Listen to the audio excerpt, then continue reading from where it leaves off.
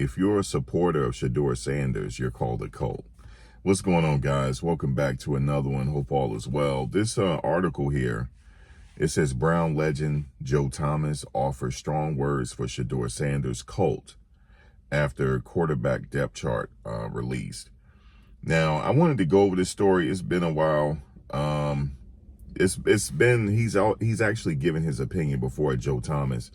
If you don't know Joe Thomas, he played for the Cleveland Browns, longtime player for the Cleveland Browns, and he had a lot to say here. Now listen to this.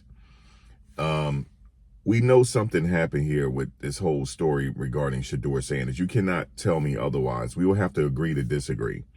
If you think there wasn't no collusion or something going on or whatever the case is, then we'll have to agree to disagree. But this is what we can agree on, that we can't prove it. We can't prove that something happened here. And, but I do know, I go back to the draft for a second. You know, a lot of people were watching the draft all the way to the 5th round. And then eventually when it was announced that he got drafted, there was a lot of pomp and circumstances in that building. It was almost like they knew something was coming.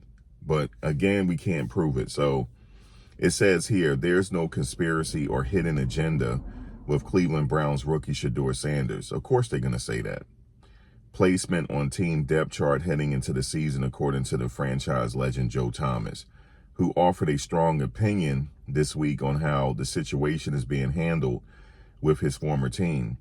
Thomas said the nuance in it, which Shedeur Sanders' cult doesn't have, relating to how the Browns are moving forward with their 5th round selection at quarterback.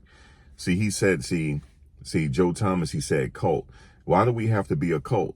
It's so what I mean, we've been watching him since Jackson State. We know a lot about his game. So why do we have to be a cult? It's like they're trying to guys, the videos and stuff and all that stuff and all the chatter and stuff, that stuff is working.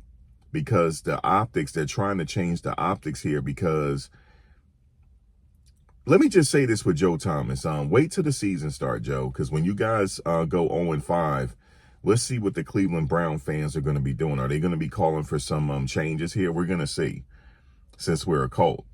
The reality of the NFL draft is that you have 32 teams that all want to beat each other. And so they're not conspiring together to sabotage somebody who, by the way, will be great for the league. Thomas said recently on Don't At Me with Dan, what is his name? Dan Dakich, or Dakich, whatever his name is. Let's just say Dan. And he is great for the league because the league want eyeballs. They want people watching their games. They want these great personalities. And so there is no reason that would be trying to conspire against him to sabotage him. Actually, the opposite. They want to promote a guy like that because he is so great for the league. It doesn't make any sense at this level. Joe, miss me with this, Joe. Just why I'm going to say, Joe, miss me with it. In normal circumstances, Joe, that's the case. Yes, teams want to beat each other. They want great players on their team to compete, right? Because of money and marketing dollars. That's in a normal situation, Joe, but this wasn't a normal situation. Everybody was calling for Shedeur to go in the 1st or 2nd round. Okay, no later than the 2nd round. Everybody was surprised.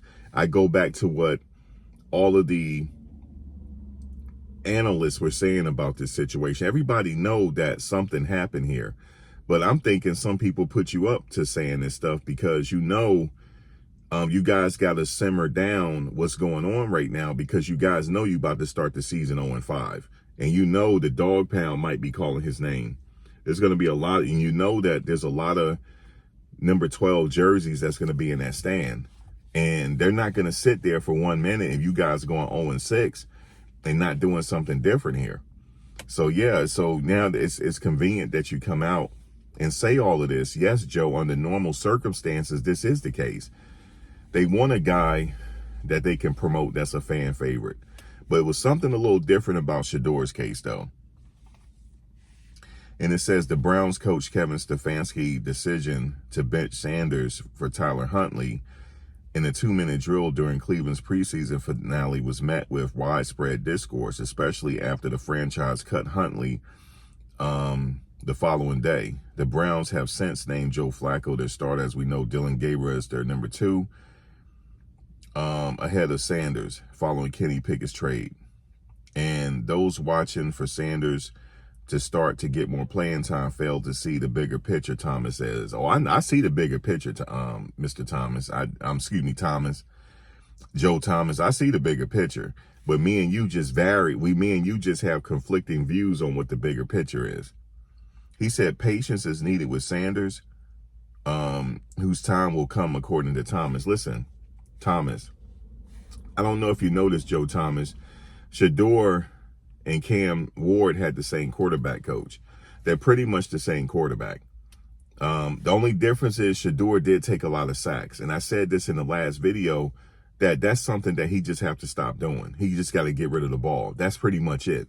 That's the only knock I could find on Shedeur. And that's something that can be easily corrected. Okay, you hold on the ball, just get rid of it. You know what I'm saying? It's a very easy correction. He said, I think he has a higher ceiling. He's a great playmaker. He has tremendous accuracy. Let me stop there. So, Joe Thomas, if he has a higher ceiling, how come he's not ahead of Dylan Gabriel right now? So, do Dylan Gabriel have a higher ceiling? Because he's saying that he think he has a higher ceiling. He's a great playmaker. He has tremendous accuracy. He has a feel when he is in the game and how to make a big play, to make big plays, Thomas said.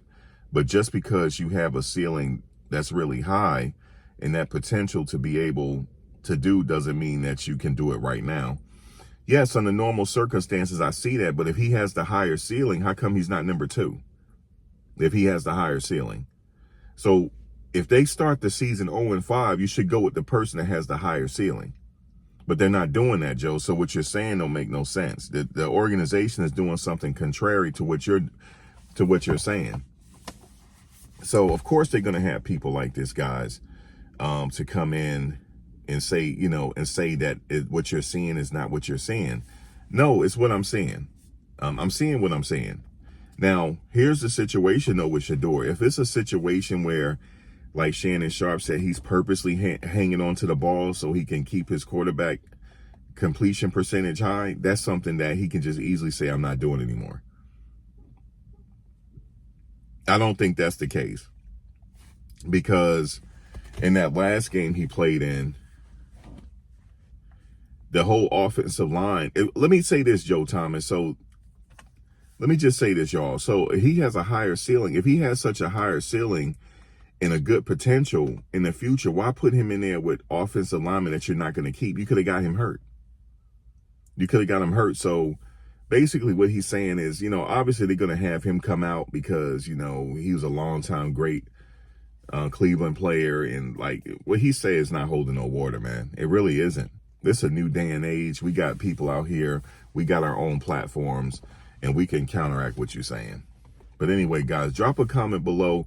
Let me know if you're feeling me on this, or let me know what's going on. Now, let me just say this.